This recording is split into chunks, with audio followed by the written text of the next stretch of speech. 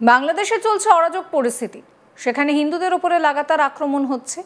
বর্তমানে বাংলাদেশে এমন পরিস্থিতি তৈরি হয়েছে যে সেখান থেকে জেল থেকে বের হওয়া জিহাদিরা ভারতে ঢুকে পড়তে পারে বলে আশঙ্কা রয়েছে। আর এই পরিস্থিতিতে ভারতে অনুপ্রবেশ বৃদ্ধিরও আশঙ্কা রয়েছে। সেক্ষেত্রে সীমান্তে নজরদারি চলছে, সেই সঙ্গে ভারতের দালাল চক্র আগের থেকে আরও বেশি সক্রিয় হয়ে উঠেছে। সব মিলিয়ে যেন সীমান্তে বিপদের ঘণ্টা বাজছে। সীমান্ত দিয়ে যাতে কোনো অনুপ্রবেশকারী ঢুকতে না পারে তার জন্য বাড়ানো হয়েছে নিরাপত্তা, কিন্তু তাতেও কিছু হচ্ছে না। এবার অবৈধভাবে সীমান্ত পেরিয়ে এদেশে বসবাস। আশ্চর্যের বিষয় হলো, ভারতীয় পুরুষ মহিলাকে বাবা মা সাজিয়ে এদেশের ভোটার কার্ড, আধার কার্ডের মতো গুরুত্বপূর্ণ পরিচয়পত্র বানিয়ে ফেলেছে। সম্প্রতি ভুটানের গাড়িতে লুকিয়ে ভারতে ঢুকতে গিয়ে বিএসএফ এর হাতে পাকড়াও হয়ে গেল এক বাংলাদেশি যুবক। তা নিয়ে প্রশ্ন উঠল যে ওই বাংলাদেশি যুবক কী উদ্দেশ্যে, কিভাবে ভারতে এসেছিল।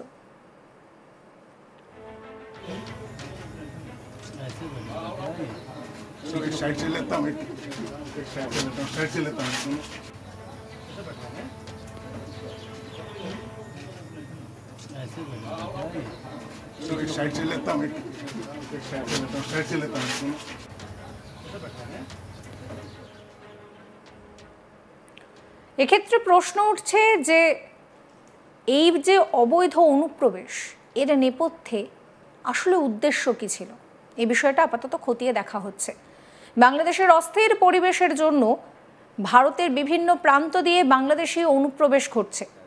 কাটা তার পের হয়ে বিভিন্ন জায়গায় ঢুকে পড়ছে এই বাংলাদেশিরা। কিন্তু এবার অভিনবভাবে ভারতে প্রবেশ করতে গিয়ে বিএসএফ এর হাতে ধরা পড়ল এক বাংলাদেশি।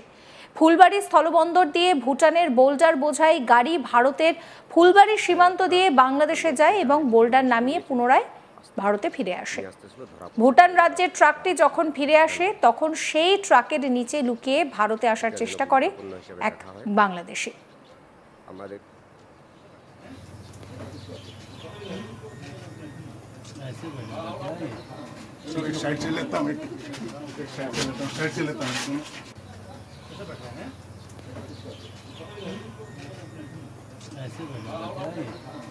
লোক ধরা পড়ছে।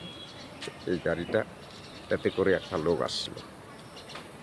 এই গাড়িটা বাংলাদেশ থেকে ড্রাইভারটা একটা লোককে গাড়ির ভিতরে বসায় নিয়ে আসতেছিল, ধরা পড়ছে ড্রাইভার। বাংলাদেশ থেকে ভারতে আসার সময় বিএসএফ সেই গাড়িটি চেক করার সময় তাদের হাতে ধরা পড়ে ওই বাংলাদেশি যুবক। ভুটান রাজ্যের গাড়িতে কিভাবে বাংলাদেশি যুবক আসলো তা নিয়ে কিন্তু ইতিমধ্যেই প্রশ্ন উঠতে শুরু করেছে। ভুটানের গাড়িতে কিভাবে ওই যুবক এলো এবং কিভাবেই বা ভুটানের গাড়ি করে সে ভারতে আসার চেষ্টা করছিল তা নিয়ে তদন্ত শুরু করেছে বিএসএফ। বাংলাদেশি ওই যুবক এবং গাড়ির চালককে আটক করেছে বিএসএফ। তাদের দুজনকে জিজ্ঞাসাবাদ করছে বিএসএফ। চলতে গেলে তো অনেক অসুবিধা হয়, কিন্তু কি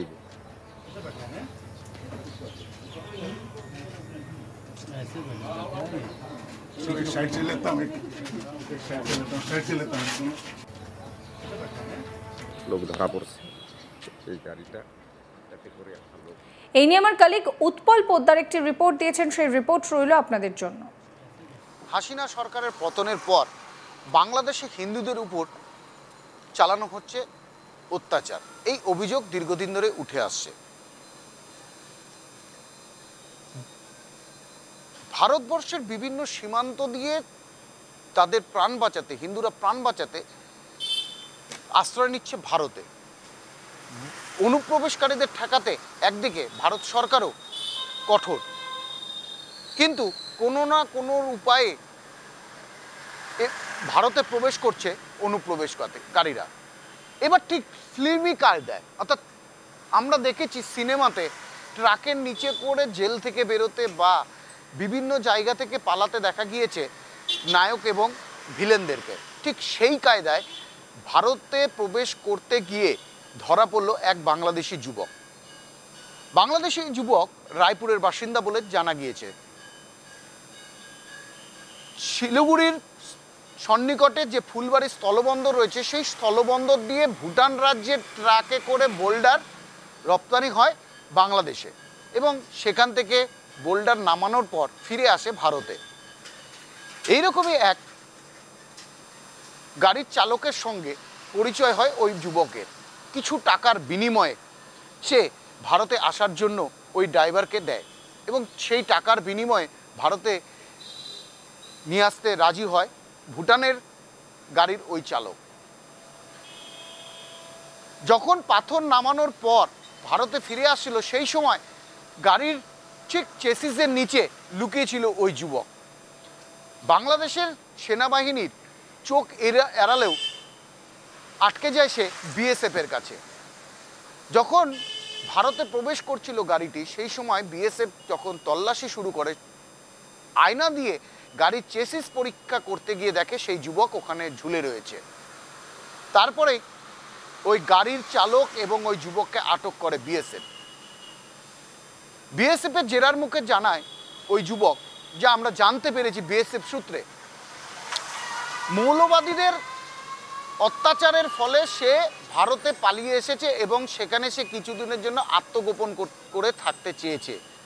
কারণ যে অত্যাচার ওখানে হচ্ছে সেই অত্যাচারের সে অতিষ্ঠ হয়েই কিন্তু এই সিদ্ধান্ত নিয়েছিল। কিন্তু কোনো রকম রাস্তা না পাওয়ায় এই ট্রাক চালককে সে জানায় এবং তারপরেই কিন্তু কিছু টাকার বিনিময়ে সে তাকে ভারতে নিয়ে আসতে রাজি হয়। অর্থাৎ অনুপ্রবেশকারীদের নবতম এই পদ্ধতিতে অনেকটাই চিন্তায় পড়েছে কিন্তু বিএসএফ। এর আগেও এরকমভাবে কেউ এই দেশে প্রবেশ করেছে কিনা তা নিয়ে কিন্তু এখন দানা বাঁধতে শুরু করেছে।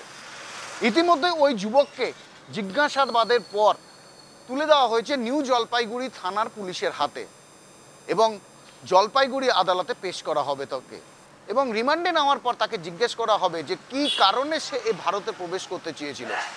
যে বয়ান তিনি দিয়েছেন বা যে কথা তিনি বলেছে, স্বীকারোক্তি করেছে, তার সাথে কতটা মিল রয়েছে তার এই ভারতে লুকিয়ে প্রবেশ করার, তা নিয়ে কিন্তু তদন্ত হবে বলে কিন্তু জানা গিয়েছে।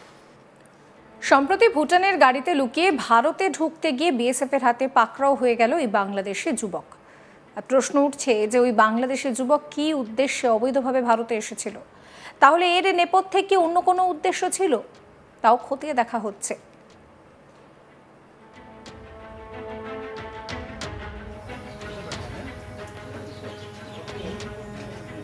লোক ধরা পড়ছে এই গাড়িটা, এতে করে একটা লোক আসছিল।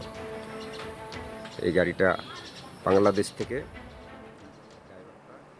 সমস্ত খবরের আপডেটের জন্য আপনাদের নজর থাকুক আজ তাক বাংলায়। চ্যানেলটিকে সাবস্ক্রাইব করবেন, নোটিফিকেশন পেতে বেল আইকনে ক্লিক করবেন, ফলো করতে ভুলবেন না আজ তাক বাংলার হোয়াটসঅ্যাপ চ্যানেলও।